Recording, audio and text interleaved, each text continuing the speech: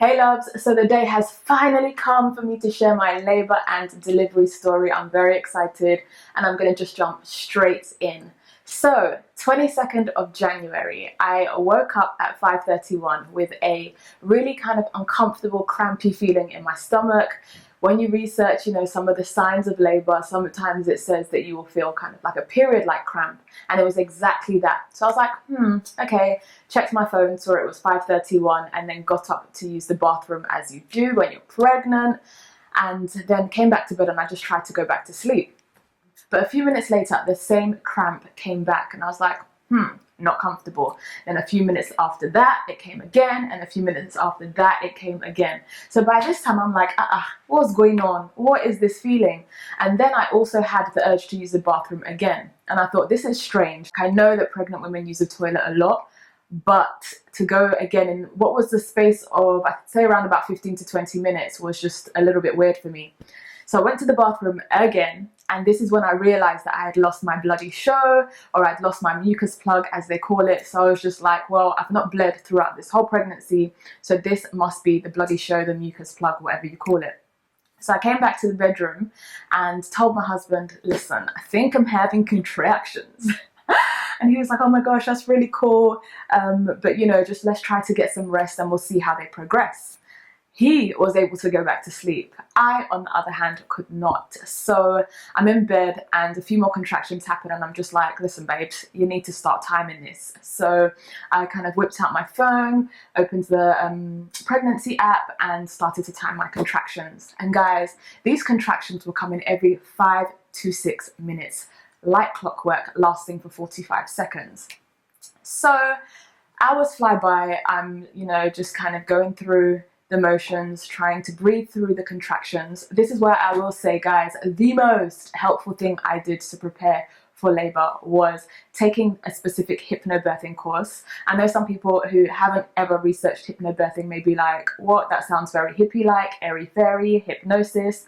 It ain't nothing like that. It's nothing like that, but it was the best thing I did for myself. I put the link to the course in the description box. Fantastic.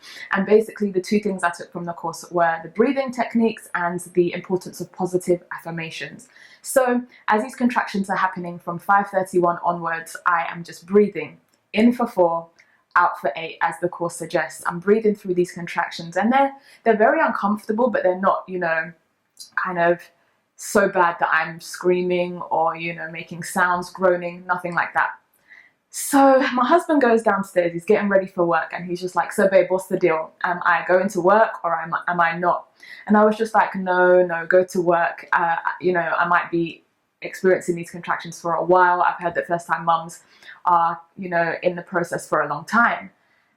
But guys, I'd say maybe 15, 20 minutes later, one contraction like this came. Oh! It kind of was a transition. It was a lot more painful and I was just like, babes, ain't no work for you today. There is no way you can go to work. These contractions, this is real. These contractions are getting painful. So he was like, that's no problem. He let work know. So then I asked if he would help make me breakfast. Something that you guys don't know, I had gestational diabetes during my pregnancy. So all that was going through my mind was eat whilst you can, eat whilst you have an appetite or whilst you feel like you can stomach some food, because you need to make sure your blood sugars don't spike, because then your labor is going to have medical interference and you don't want that. So I ate whilst I could, ate my breakfast, and then the plan was for me to have a shower. I had plans to have a water birth, so I was like, yeah, the hot water is going to make me feel real good.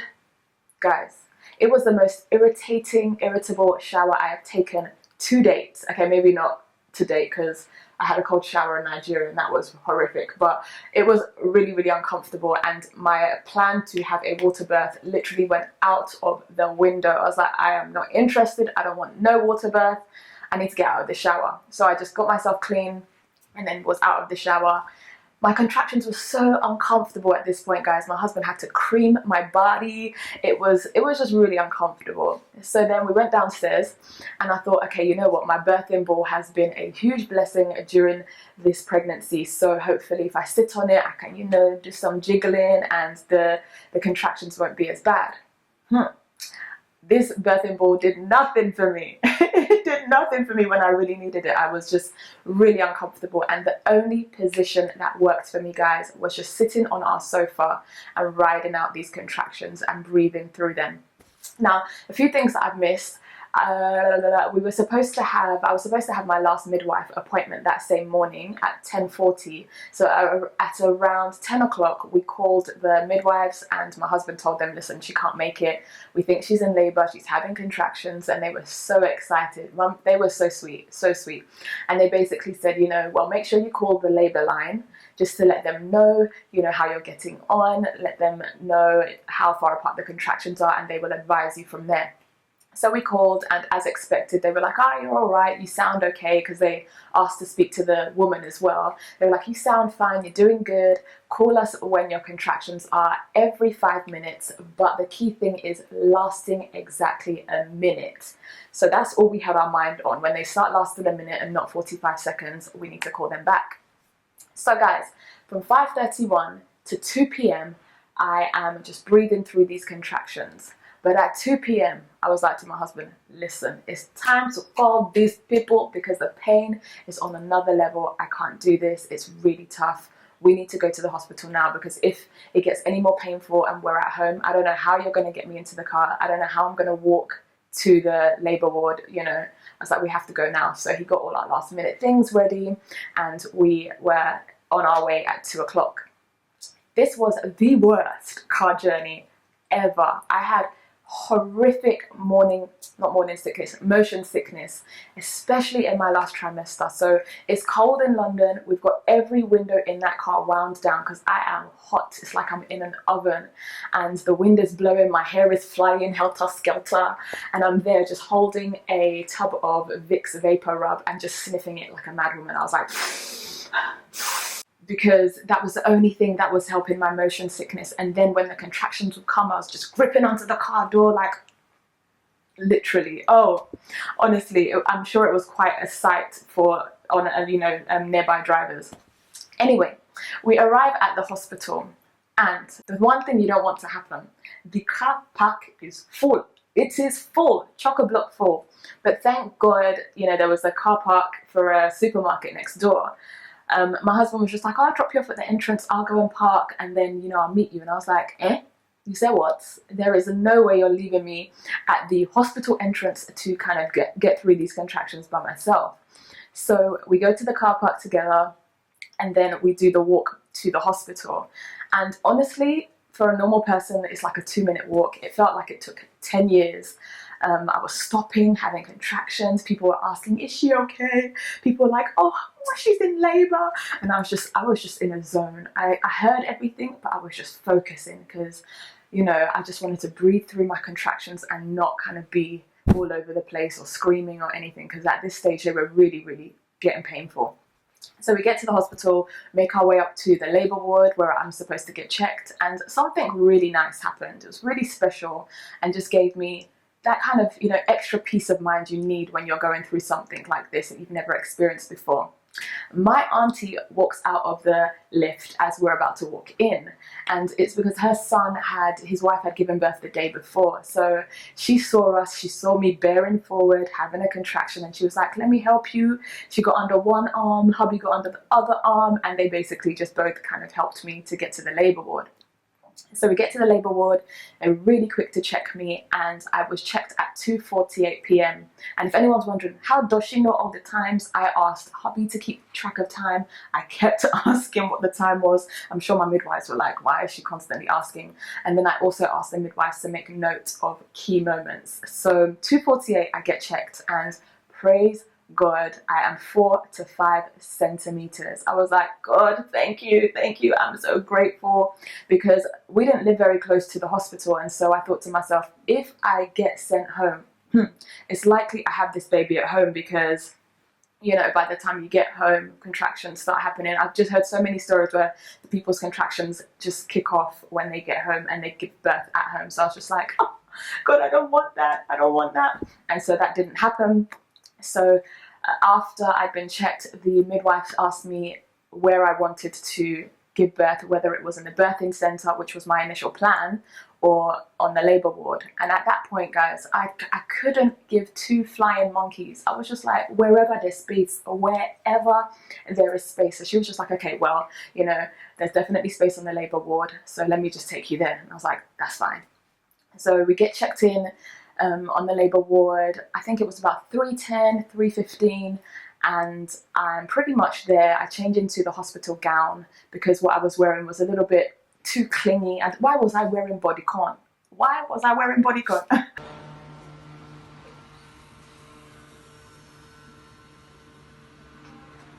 Doing so well, baby.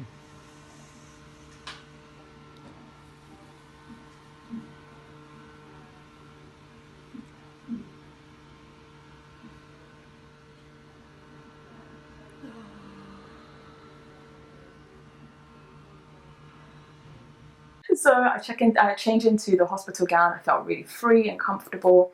And so from 3:10 or 3:15 to 6 p.m, I am just, you know, breathing through my contractions. My mother-in-law arrives, just breathing through. The midwives kept telling me to take gas and air because they were like, listen, hun, you don't have to be in this much discomfort, just take gas and air. But I didn't want to initially, which is the reason why I held out to 6 p.m, because with gestational diabetes, if you're unable to eat, you're advised to drink 100, at least my hospital advised me to drink 100 milliliters of Lucozade Sport for an hour to keep my glucose levels up. And it just felt like I was going to throw the Lucozade up. And so I just kept thinking, if I take gas and air, this is going to make me more nauseous. But at 6 o'clock, I was just like, I want an epidural. This pain is too much. And they were like, how about you take the gas and air? So I was like, okay. So I took the gas and air, and oh, I loved it. I loved it. Gas and air is life. I don't care what anybody says, it worked wonders for me. I loved it. Deep, unique noise because of your throat. Well done, Mrs. Gay. You're doing so well.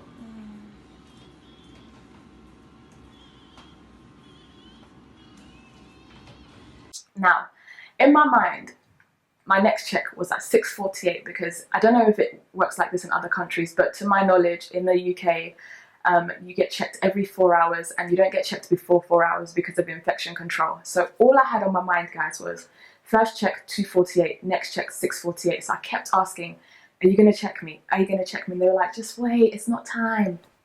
6:48 came and passed and nobody checked me. I didn't even remember to ask at this stage because I was just trying to breathe through the contractions. But my next check was at past 8. And the reason it happened a lot later than it should have done was because there was a shift change. The midwives had a shift change, so it took time for them to process my notes, kind of get settled, etc. But at 8 o'clock, I needed to use the bathroom. And the midwives asked me if I needed to push. I was like, no, I just need to pee. So they said, okay, let's wait for your next contraction. And then after the contraction, we literally run to the bathroom because there's no gas and air in the bathroom. And so you be quick, come back in time for your next contraction. So I'm like, yes, I can do it. I'm going to rush. That didn't go to plan.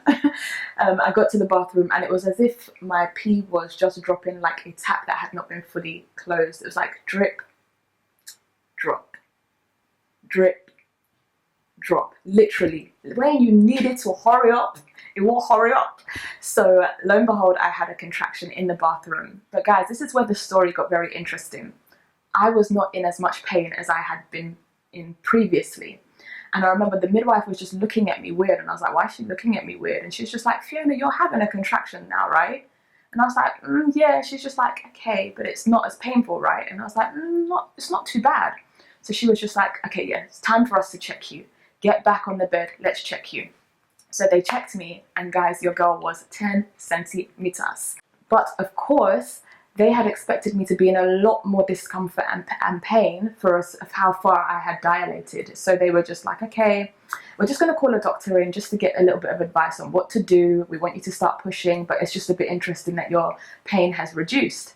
So the doctor comes and the doctor's like, oh, she's okay, she's fine, she's just really relaxed. Let her push for a maximum of an hour and a half. And if there's not enough progress and the baby's not out by then, call me and we'll discuss medical intervention. So the pushing begins.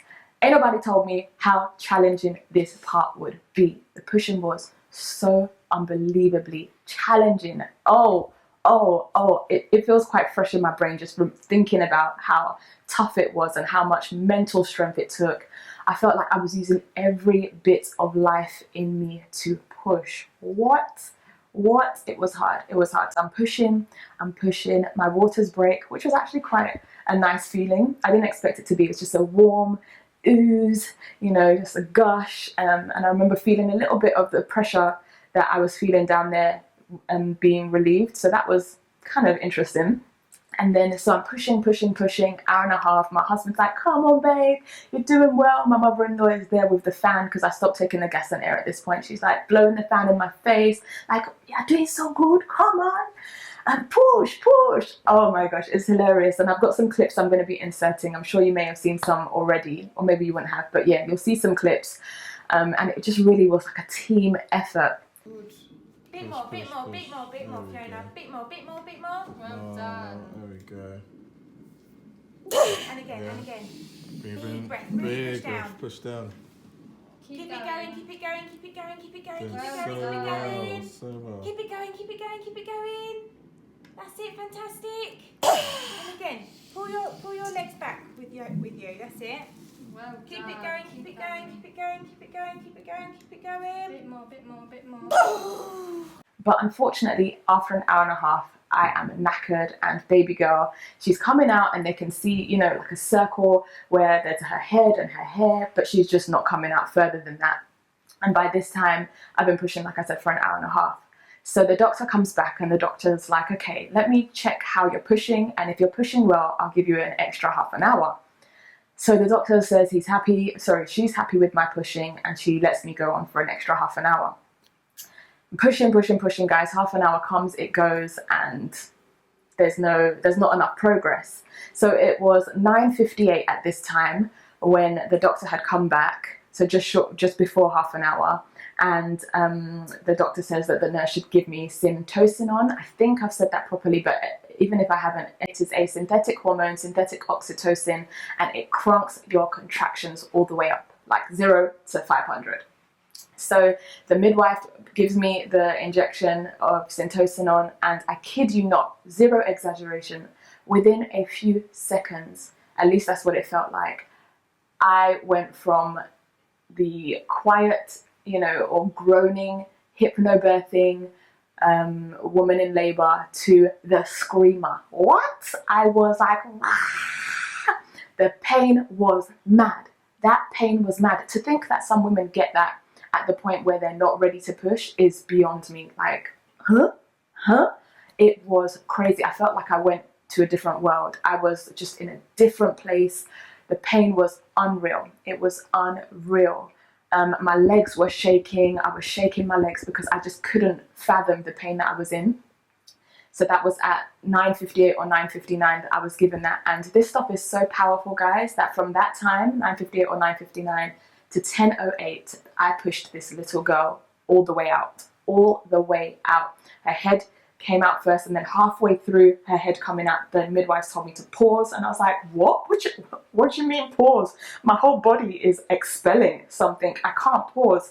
But somehow God gives you the strength, right? So I paused, so they were like, okay, you need to just breathe her out slowly, just small pants, otherwise you'll tear. So I was just like, okay, I don't want to tear, I got this. So I pant her head out, the head pops out, I feel relief.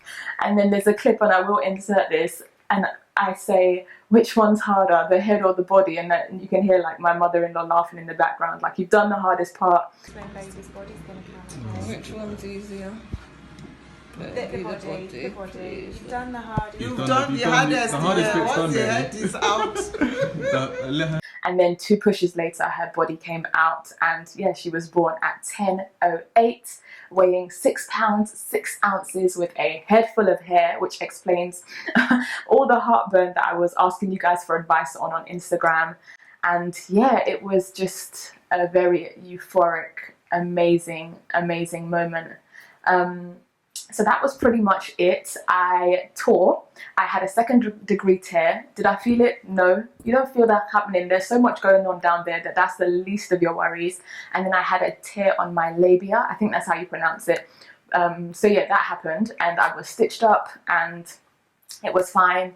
And yeah, that was it, guys. It is so crazy to me that this is what women have been tasked with. Such a beautiful, amazing experience.